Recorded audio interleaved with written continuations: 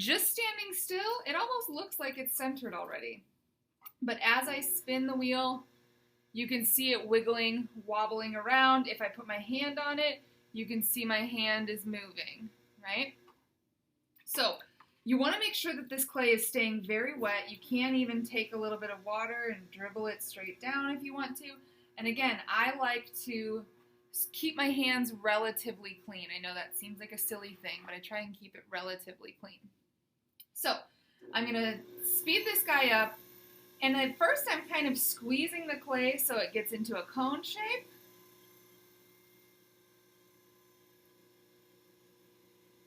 Again, I'm pressing with my heels, keeping that water flowing, not squeezing with my fingers.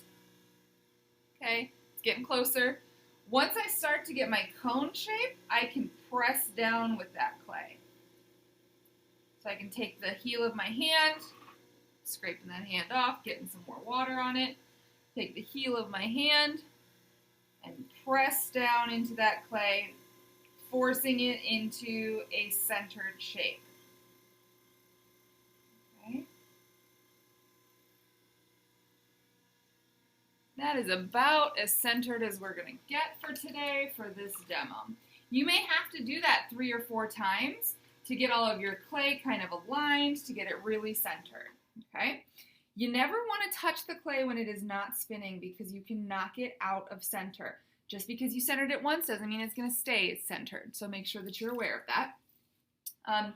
So the next thing that I'm going to be doing is pressing down into this. I want to go about that far from the bottom, okay, to get my inside depth.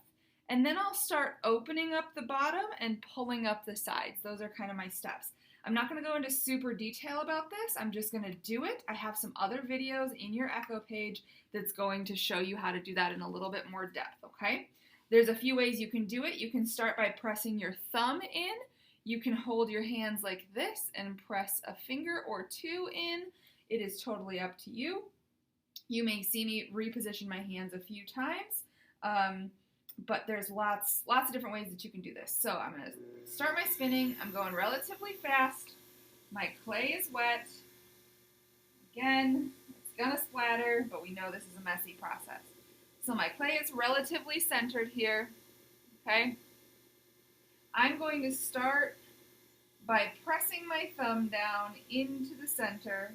Again, you can position your hands and press like this if you want to. But you want to go slow because you want that hole to be as centered as possible. And I'm going to go down until I think I'm about 3/8 of an inch from the base of my wheel head. If you're like Ms. Rivera, I have no clue how far I am. The easiest way that you can test is with your needle tool. So I can take my needle tool, press it down into the wheel until it touches the wheel head.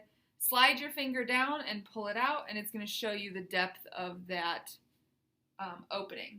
And you're going to keep working, so you'll end up clogging that hole again. Okay? So I'm going to open up that hole now that I've made. I personally find it easier to open up in this kind of hand position. Okay? But I'm going to open it up by taking my finger across the bottom that I've made and pulling like that.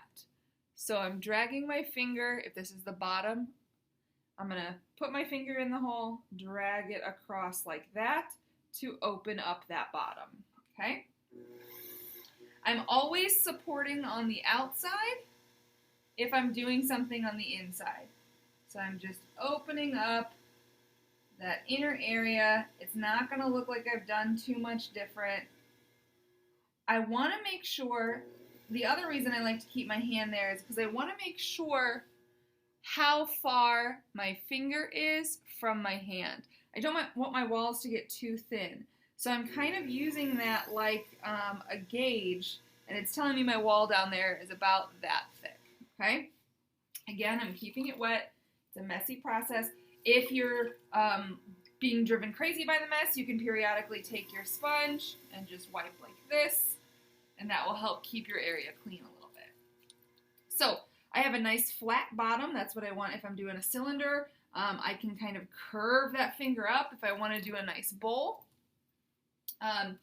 Those are the two basic types of bottoms that kind of determine the structure of the piece that we're throwing. My next thing is to pull up on my wall. So I've got my open as wide as, or my bottom as wide as it's going to be. I'm going to pull up these walls. There's thickness here. We're going to thin them out. As we thin them out, the thing's going to get taller. If we're using a lot of clay, we want to make sure that we're actually pulling up in different sections. So we'll pull up the top first, and then we'll pull up the middle, and then we'll pull up the bottom, just because of weight. If the bottom is thin and the top is thick, it's going to collapse under its own weight. If we're working in something small like this, we don't really have to worry about it. But essentially what we're going to do is we're going to pinch this clay and literally pull it up. So this is kind of where I want the tension to be. You can hold your hands a few different ways. I like to pinch between two fingers with my pressure going this way. You can just pinch like this with two fingers on one hand if you want. It's totally up to you. Make sure that clay is staying wet.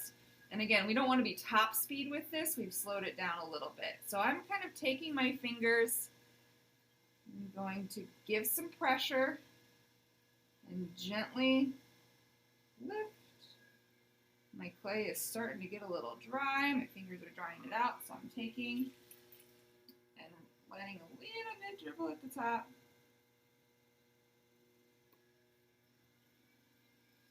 Again, I'm going to pass my fingers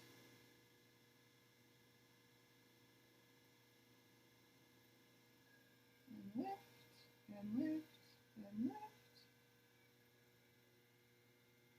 You may find a little air bubble. I've got a little air bubble right here. You can actually literally pop it with your needle tool if you find one. Just pause, pop the air bubble, keep going. If it doesn't quite get rid of it, you can repeat. It's not going to hurt anything. I've got a little bit more thickness to get rid of at the top here, so I'm going to go back in one more time. Pinching, lifting,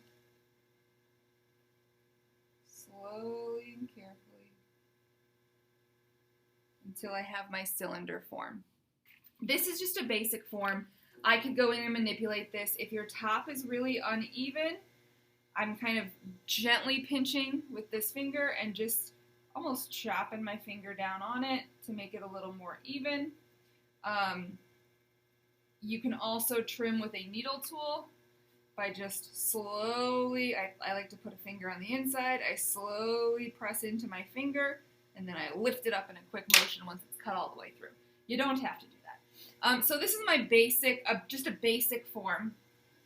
I could spend a little more time on this, cleaning it up, making it a little bit taller, I probably have a little bit more room. I could do a little more pulling up to thin out these walls. But the other thing that I can do is start manipulating the shape. So if you're applying more pressure on the outside of the form, it's going to get skinnier. If you're applying more pressure on the inside of the form, it's going to get more open. So once you've got your basic form, you can kind of manipulate it. Again, a little bit of water so that it can stretch. I'm always supporting, so it's never unsupported. But right now, my inside fingers are a little bit lower than my outside. Oops, I just ripped a hole. There we go. Sometimes that happens. If that does happen, cut it off, start again. You may be able to throw through it. Let's see if I can save that. I'm going to have a massive air bubble, but just for the sake of demonstration, look at that. I had a little air bubble that I was trying to ignore, and I probably shouldn't have because it ripped open. All right. So let's try that again. If I've got my inside finger a little bit lower than my outside finger,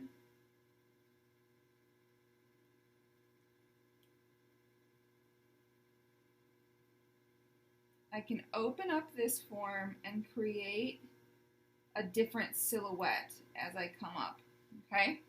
I can also just work on the outside and do what's called collaring in. So I'm kind of making a triangle with my hands and making it get skinnier and skinnier. But you can start to see that little bulge that I put in there. So I'm collaring in, getting skinnier and skinnier. My hands are getting a little dry. The clay will pull the moisture out of your hands. Lots of moisture. Collaring in. Okay, so you can start to see the silhouette of this form coming through. Okay. I could finish off the edge however I wanted. And then let's say that I'm ready to cut this piece off. Normally I would spend a little more time on it, but let's say I'm ready to cut this piece off because it's getting a little crooked. What I'm going to do, I'm going to take my sponge, I'm going to clean off any extra clay. I might gently let my sponge run around the edge. If your piece is open enough that you can take the sponge when it's dry and press it inside and just soak up any water that's sitting in there, that's awesome. That's a great way to help it dry faster. So I'm going to cut this guy off. She's not pretty, but she's good enough. I'm going to cut this guy off. And the way I'm going to do that is by flooding my wheel head. So essentially, I'm going to cut this off with a wire and press it onto my hand, okay? Like slide it over onto my hand. I want it to float the whole way. So I'm flooding the wheel head. I'm taking my wire, okay? I'm going to hold it as tight as I can, and I'm going to press it down to my wheel head as low as I can, okay? You can, if you can get the wheel head to spin slowly, you can spin it, or you can leave it still. But I'm going to pull through once. I'm going to pull through twice. Sometimes you have to pull through a third time before it gets moving. And I'm going to float this guy over onto my hand and then set it up on a tray. Okay? So floating it. This is by far the scariest part. Dropping that wire and then putting it on a tray. I try and keep as few fingerprints as possible in that piece, and I'll show you how we're going to finish that up as soon as we clean up here. So I'm going to set the wire away so that it doesn't get tangled. I'm going to take my sponge. I've even got a big sponge in here that you guys can use. And I'm going to clean up as much of this as I can before I start taking it off. I'll let the wheel spin, soak up some of this water. You're going to have one of these guys laying here. If it is too stuck to get with your sponge, just take a wooden scraper tool and scrape it off, okay? But if you can get it with your sponge, just get it with your sponge. Okay. Good. So I'm cleaning this guy. I'm going to wipe the edges and I'm going to wipe underneath. I'm going to take my water and set it aside so that I can clean this up. And like I said, I do have a big sponge that you guys can use. I'm wiping up all of the water, all of the clay, all of the everything, and push it towards this hole over here where it will collect in this little pink bowl I've got. Okay, not that much, not terrible. And then this guy is ready to go for the next person, okay? As far as trimming your piece and finishing it, I put it on a tray like this, and we're going to let it dry as long as we can before we bag it. So if you're in here for a regular class period and you're the first one to go, let it dry, open until you leave, and then you're going to take a plastic bag and drape it over it so that the plastic bag is down towards the bottom. You don't need to pick it up. You don't need to handle it. Just drape it and set it aside, okay? Once that has dried up, we're going to trim this bottom. So it's kind of jagged. It's sharp. We know that's not a good thing in our clay. So we would flip this guy over. We'll use a loop tool, and we'll trim this up so it's nice and clean and neat. We could even put a foot on the bottom of this, carve into it, add decorative elements, whatever you want to when it gets to the appropriate stage. Right now, it is very soft. You can manipulate your lip if you want to manipulate your lip. So let's say you wanted this to have like a spout. You can do one of these and kind of push and pull and give yourself a little spout for whatever you wanted to use this as. So I'm pushing and I'm pulling. Everything has its equal and opposite force. Okay, so you could manipulate that edge if you wanted to. You could do whatever you wanted with it. Okay, hopefully this helps. Gives you a little preview of what you'll be trying out. And again, make sure you guys watch the other videos that are in your Echo.